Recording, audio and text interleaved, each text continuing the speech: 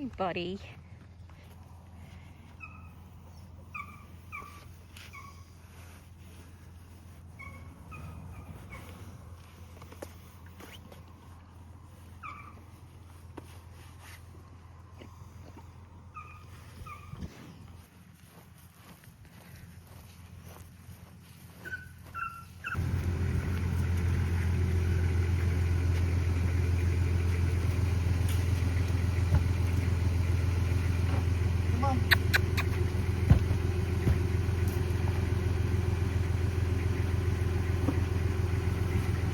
Boy.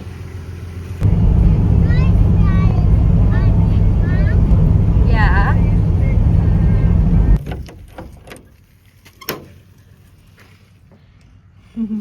Hey, buddy. Give him a pat.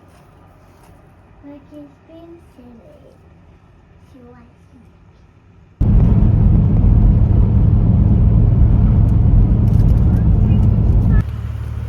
We've just pulled up for 15 because we're going to be a little bit early, and I think it was a good time to tell you, I guess, what we're doing.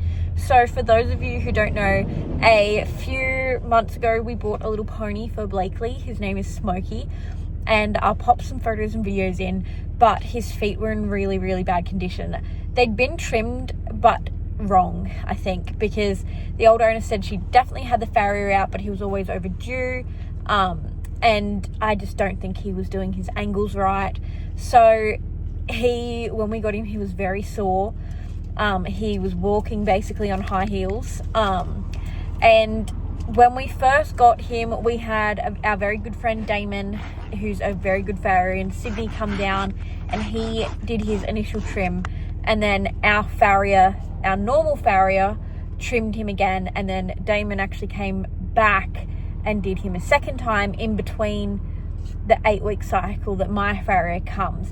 But since Damon has stopped coming, his feet have just gotten back to where they were. Today we're taking Smokey to, I think it's pronounced Borombola Valley Vet practice, to go see Heidi, and she's going to x-ray him, see if, because he's had suspected what we think is mechanical laminitis, not so much insulin resistance because of the shape of his hooves and how he was walking.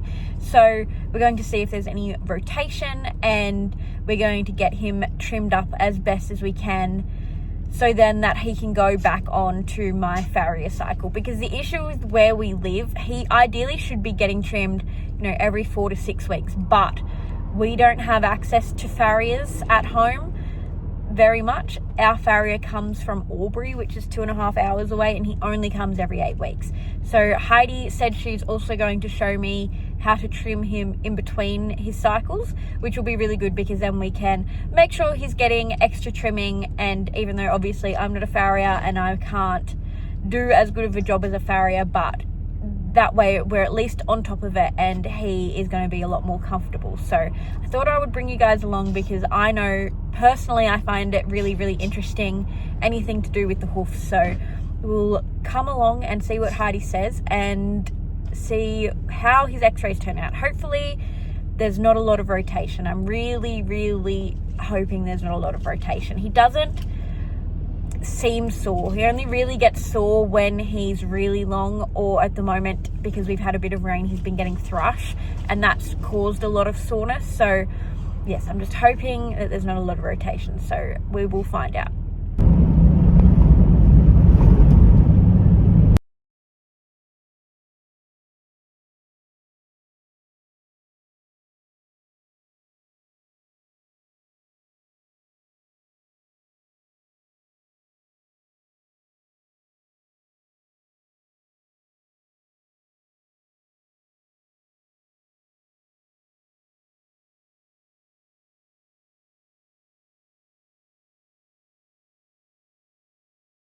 Basically, I need to be more conservative here, which I'll end up still probably taking a little bit through and then bringing it back.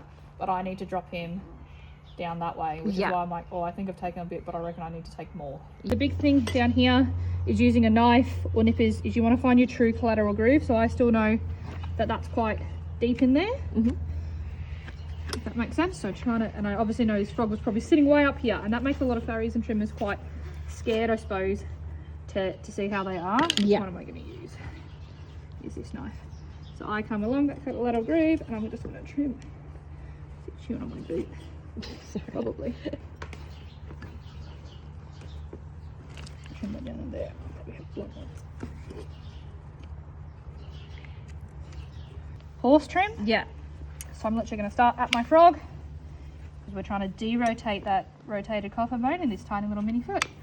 And I'm just going to follow that wall, almost like taking a wedge off, because he's giving himself an artificial wedge. I'm going to do the same on the inside.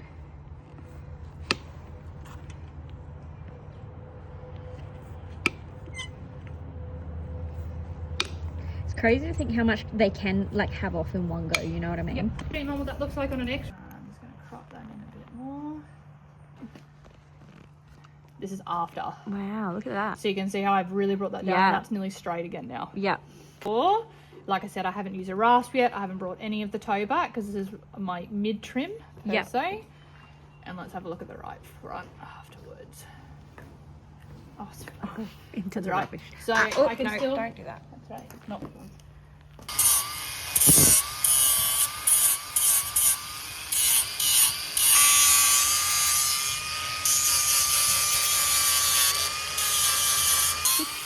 What a good boy.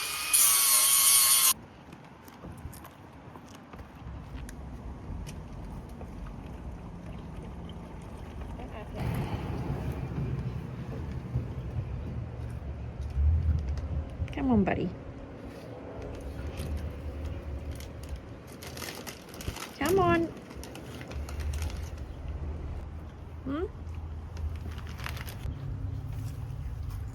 We're all done with Heidi. We've just stopped at Bunnings, if you can't tell, to get a bucket to give Smokey some water, because it's been a big morning for him.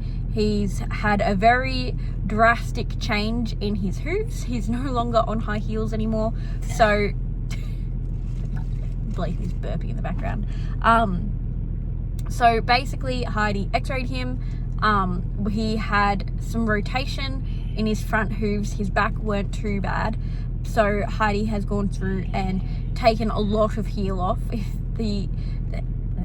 A lot of heel off. So he's going to be a bit uncomfortable for a few days, and we are going to change up his diet, get him on some different hay, and we've kind of still got to figure it out yet, because he's currently in with Vinny and Malibu, and he needs quite restricted hay. So I don't know exactly how we're going to work that yet, because currently everyone's on a round bale in the same paddock with a Gutsbuster feed net on, but we need to cut his even more. So I don't know yet how I'm going to work that with the other horses, but it's something to figure out. So hopefully now we're on top of his hooves, and we've got to get a little bit of weight off, and he'll be feeling so much better. So thank you for coming along, and it was so interesting to watch Heidi work and listen to what she had to say, and it's just a whole other world of hoof knowledge. So I'm really excited to dive into some of that and do some research.